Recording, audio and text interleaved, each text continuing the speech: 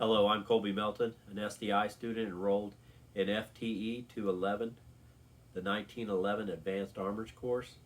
My professor is Dr. Pardue.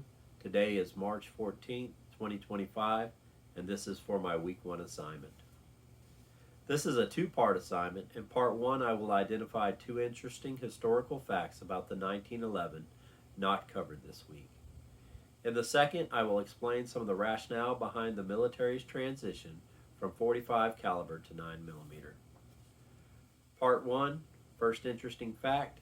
In his article, How Did John Browning Intend the 1911 to be Carried?, dated October 23, 2016, on Range Hot Expert Firearms Reviews and Guides, John Travis explains how the grip and thumb safeties were incorporated into the Model 1905 and Model 1911 pistols, respectively, at the request of the U.S. Army. This is interesting because it explains part of the design that weren't covered in detail this week.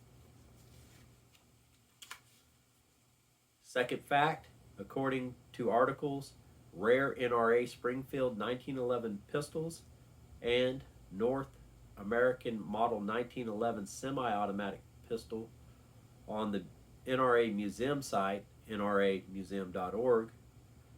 Starting as early as 1912, pre-war military production 1911s were sold to the NRA through Springfield Army.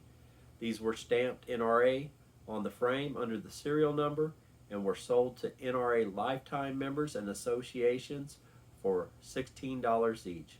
This is interesting because there were only about 100 of these pistols, and they are very rare and collectible. Part 2. There are several factors that most likely led to the change from .45 caliber to 9mm. First, in 1935, around the time of the high power, the military tested 9mm and .45 caliber on helmets at 40 yards. The 9mm would penetrate, the .45 would not.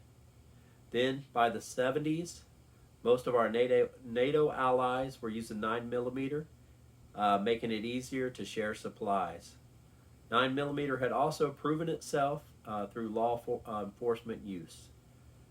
As to the 1911, parts were scarce and costly because they weren't produced at military scale. Also, different branches of the service had resorted to using different pistols in various calibers. So by the end of the 70s, the War Department pushed for a new service pistol chambered in 9mm. In terms of cost, resource, and availability, to make it, it's simple math. Roughly 230 124 grain 9mm projectiles can be made from roughly the same materials it takes to make 124 230 grain .45 caliber ones. Additionally, 9mm is half the weight, and the magazines at the time held twice the capacity as the .45. So this, coupled with the fact that we would be able to share with our NATO allies, and the cost, and the availability, seemed logical most likely seemed logical at the time. This concludes my assignment.